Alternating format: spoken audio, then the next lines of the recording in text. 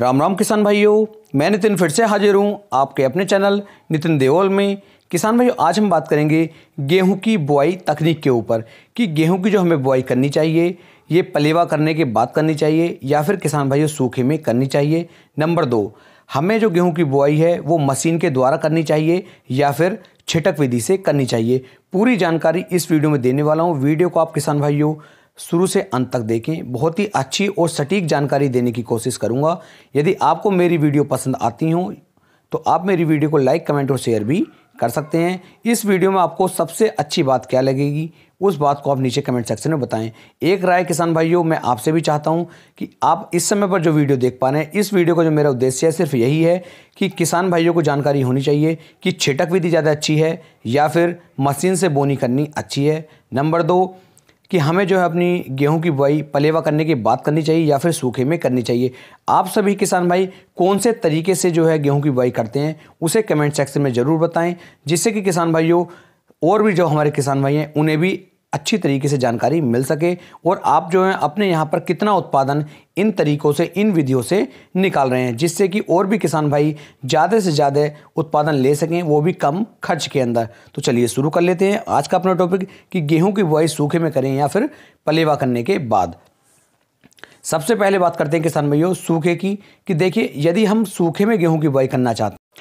तो सूखे में भी बहुत सारे किसान भाई जो है गेहूं की बुआई करते हैं। लेकिन किसान भाई सूखे की बुआई जब आपकी जो फसल है पछेती आप कर रहे हैं, यानी कि बहुत लंबा समय हो गया, बिल्कुल लेट आपकी गेहूं की बुआई हो गई है, तब आप इसे कर सकते हैं। क्योंकि इसके बेनिफिट आपको ये मिलेंगे कि जब आप पलेवा करते हैं तो पलेवा करने के बाद आपको कम से कम 7 से लेकर 8 दिन का समय लग जाता है पलेवे को आने में। तो 8 दिन आपकी जो गेहूं होती है वो अगाई हो जाती है। यदि अभी आपकी जो गेहूं है, आपकी जो फसल है वो अगेती है, पछेती नहीं है, तो बिल्कुल भी आप सूखे में बुआई ना करें। पहले अपने खेत का पलेवा करें और पलेवा करने के बाद जब आपका खेत जुता हुआ जाए उसके बाद उस खेत की जुताई करवाएं और तब आप जो गेहूं की बुआई करें। लेकिन यदि पछेती गेहूं की बुआई हो रही है, काफ़ी लेट आपकी बुआई हो चुकी है, उस समय पर किसान भाइयों आपको सूखे में गेहूं की बुआई कर देनी चाहिए। सूखे में बुआई करने के किसान भाइयों 2 से 3 फायदे भी हैं और 2 से 3 नुकसान भी हैं। फायदे किसान भाई ये हैं कि समय बचता है, कम से कम 8 से लेकर 10 दिन पहले की आपकी फसल हो जाती है और पहली सिंचाई आप पहले ही कर देते हैं। तो इससे एक तो आपको पानी की बचत होती है,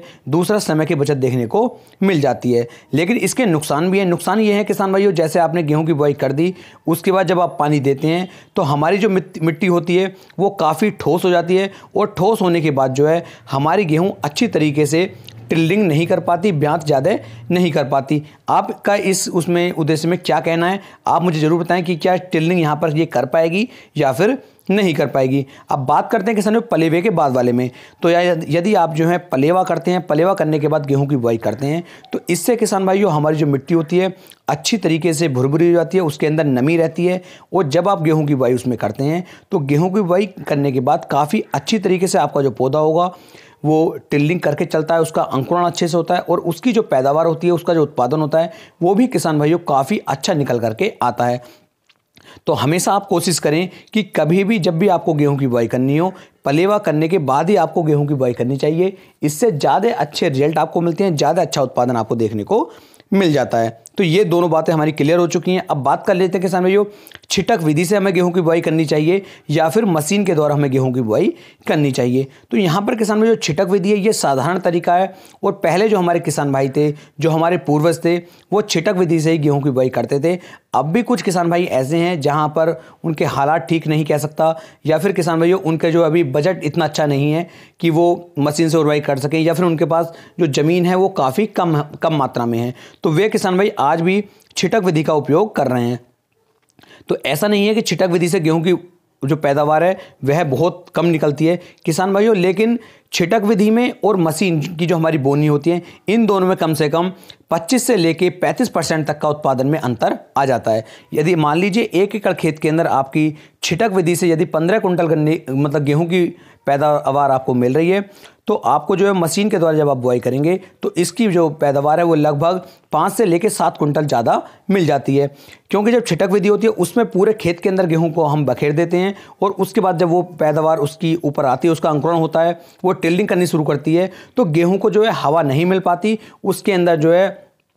हवा इधर से उधर पार नहीं हो पाती है, जिसकी वजह से जो गेहूं का उत्पादन है वो काफ़ी कम हो जाता है। वहीं किसान भाई यदि हम मशीन से जो है बोनी कर रहे हैं तो जो हमारी मशीन होती है ये बिल्कुल गोल गोल बना करके हमारी गेहूं को ओढ़ती है, जिससे जो है दाने एक तरफ हो जाते हैं और बीच में उन्हें इतनी जगह मिल जाती है कि वो अच्छे से ब्यात भी कर पाते हैं, ड्रिलिंग भी अच्छे से हो पाती है, कल्ले भी अच्छे से हो पाते हैं और हवा भी किसान भाइयों हमारी फसल को मिल जाती है, जिस कारण हमारा जो गेहूं का उत्पादन होता है वह छिटक विधि के मुकाबले काफ़ी ज़्यादा बढ़ जाता है। तो आप यहाँ पर कोशिश करें कि आप हमेशा जो गेहूं की बुआई करते हैं वो मशीन के द्वारा ही करें। मशीन के द्वारा गेहूं की बुआई करने में बहुत ज़्यादा बेनिफिट किसान भाइयों को देखने को मिलता है और उनकी पैदावार भी बढ़ती है। तीसरा किसान भाइयों, इसके अंदर उनका बीज भी बहुत कम लगता है, क्योंकि छिटक विधि में आप ज़्यादा गेहूँ डालेंगे, ज़्यादा खाद डालना पड़ता है, लेकिन आपकी मशीन के अंदर यदि आप डालते हैं तो आपको पता है कि 7 किलो बीघे की आप डाल रहे हैं, 8 किलो बीघे की डाल रहे हैं या फिर 10 किलो बीघे की आप डाल रहे हैं, तो उसमें आपको जानकारी भी हो जाती है,